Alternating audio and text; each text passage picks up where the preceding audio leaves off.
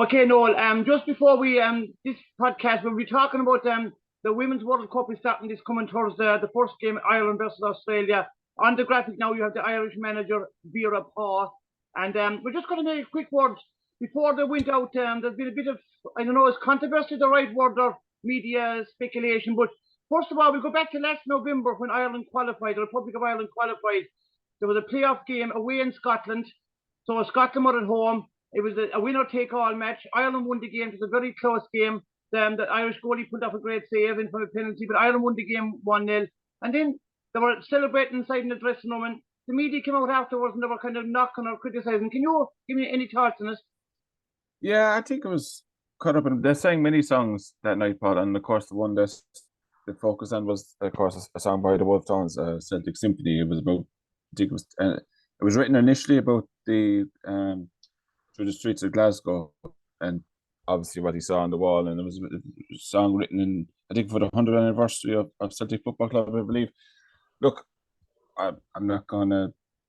Everyone has their own opinion on the song, and like people sing it and people don't sing it. People can choose to sing it if they want. Like I don't believe in censorship. To be quite honest, which people are allowed to sing a song if it's I mean, song is available on Spotify, it's available over YouTube and everything. People have their own opinions of the song, but I think they were probably a bit crucified. I don't think they initially meant, what they're saying. I don't believe that for a second. But the whole thing about people that the day after about education and all that sort of stuff, I found that very, very, very annoying, to be honest with you, particularly about Irish history. And particularly, there was a famous interview from Sky Sports presenter about education to Toy Mistake, I think it was.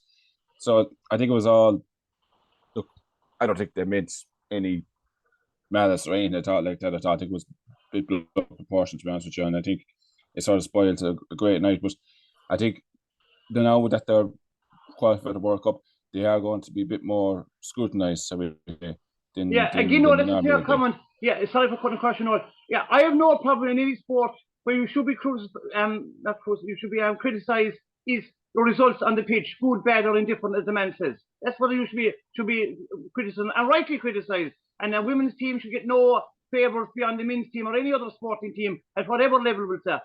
But remember, this happens inside in the dressing room. Now, the first thing, the only concern I have, what happens in the dressing room should stay in the dressing room. And now I understand now, correct me if I'm wrong, did one of the players did a video and upload it? No, I think if she did, I believe that happened. That's very naive. And you know what, maybe it's a good lesson. It probably won't happen again. But whatever happens inside in the dressing room, good, bad, or indifferent, winning dressing rooms, losing dressing rooms, was very, very, should not be put up online. But maybe that's a younger generation. Maybe it's very easy for me to talk, but still, and that's a good lesson. So maybe she learned that lesson. But also, I was disappointed afterwards when the manager came out in an interview and she apologised for it. Now, to me, and I'll give my opinion, there's only one time you should apologise. If you get something factually incorrect or you make a mistake, you get it factually wrong, you correct the record, you apologise and you move on. Never apologise for an opinion or never apologise for doing something just because someone is offended. Because once you apologise, you just open the door. And I think that really let the media say, right, we can go after them now and they'll start backing down. But look, just what are your thoughts on that? Yeah, I think naivety you mentioned there a minute ago. I think, to be fair, there was a camera in there from RT. There was footage, not just on Instagram, but footage from a camera as well. Now, you could say, should cameras be allowed into the dressing room? But unfortunately, I think over the last even less than 20 years, I can remember even Alex Ferguson even had cameras in the dressing room one time for a documentary. So it goes a long time back. Let's go back around 95, 96 even. So look, unfortunately, cameras have been in the dressing room. Like what happens in the dressing room should stay in the dressing room. It's the players' space. You shouldn't be. I don't think it's no one's real others. Not anyone else's business, really. To be honest with you, what happens in the dressing room, because that's where they have their downtime. That's before and after they have a big match. So I'm minding. But look, you mentioned the media response to it. There was a clip from, I think, Leinster coming home from a game in Britain. I think they were on a plane and Leinster Rugby now, just to clarify. Leinster Rugby, Leinster Rugby. But the thing that was that they didn't have the famous part in the video. It was leading up to it, and then the video sort of cuts out. That was 9-10 years ago or more. So it all depends on how everyone reacts to it, But look, I think they're going to be more scrutinised than ever. Vera Pauw has been scrutinised for what happened in America. We'll get onto that in a few minutes. We can talk about that now. So this is something that happened. This is 4 or 5, 6 years ago. She had nothing to do with the Irish team. She was coaching a team in America. I'm not sure whether it was a collegiate team or a club team, which are very professional in America. Houston Dash is what she was managing. Houston Dash. Houston Dash was the name of the team, yeah. Yeah, so, and someone, either the backroom staff or some of the players weren't happy with her comments, and they started going up on social media about it. But again, what I found very strange, this was brought up in the media, in Irish media last week, just as the players flew out to Australia, and the manager, Vera Pauw, and the captain, Katie McCabe, actually had a press conference where they had to address questions about it. So I just find that very strange, just as you fly out for a World Cup tournament. Yeah, you could say maybe this sort of story was planted maybe by their rivals, or that's what people say, maybe to upset the team, going out there. But that is speculation, just to clarify, that is speculation. That is speculation. That is speculation and rumours.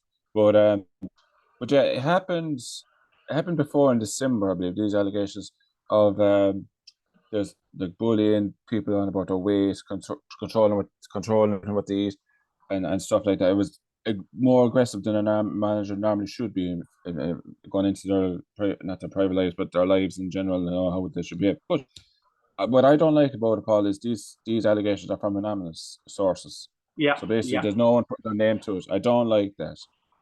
Particularly in sport where you're trialed by the media, because Vera Pauw had, the whole press conference was, I think it was 20-25 minutes long. About 45 minutes was on the French game where they were previewing for it. Even Katie McCabe had a little stripe at the end. There was a video. She said, nice lads to have a few questions on the World Cup. So even Katie McCabe was getting really annoyed with it. Vera Pauw tried to address these in December, and this, I think, is an article in the Athletic website again came up there a couple of weeks ago. That's why they were have to ask questions about it. So look, she has been under pressure. She's going to get more questions about it now when she's like in the press conference for the Australian game. I have no doubt as well. So yeah, it there wasn't a good vibe before the game against France because of this, all that. It was the celebration of the team sending off. Now they lost the game 3-0. I might get into the game as well as we previewing the Australian game. But it didn't. It took the shine off a little bit, Paul, to be honest with you. This was all about them preparing for the World Cup, their last game at home, Tala, against France, and this took over the whole media, preview of the game, really, quite honest with you. So it's been frustrating. But look, I think they're trying it out in Australia there now. There was an incident with a Colombian player as well. Denise O'Sullivan got injured. She's back in light training now, I believe, so hopefully she's fit for the Australia game. Touch and go, really. She might be a sub, really, by the looks of it. But you never know, she could start. So, there has been a few hiccups along the way before we go there. Just the final comment. I saw a comment, someone in some Irish media said she picked her 23-man squad for that tournament. And we all know when you're picking a squad, you're drawing a line in the sand. Someone on the right side, someone on the wrong side. It was tight call. And they seemed to make a few comments that a number of the players who were playing the qualifying tournament didn't make the final cut. And there were new players brought in, a different players brought in. But again, that's the manager's choice for our backroom staff. And the manager will fall or will live or die on the decision. So, but again, I just thought before a tournament, I was disappointed. As I said, you criticise the manager and the players on the results on the pitch. That's no problem. That's what you should do. And I will do the same if necessary. But before the tournament, you look at it, when American teams are going out to tournaments, or Australian team, when this tournament is in, they back their players and the manager before the tournament 100%. So I'm just disappointed in that before the tournament starts, there's picking going on already. That's my only comment before we move on. Yeah, the only thing I would say about the initial question you said about picking players is Jamie Finn. I think many people feel now. Jamie Finn, I think, played most of the qualifiers.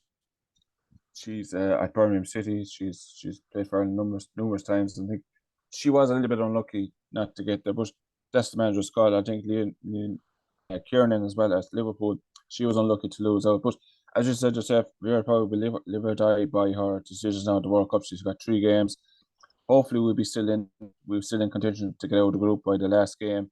We've a tough group, to be honest with you. It's the first World Cup.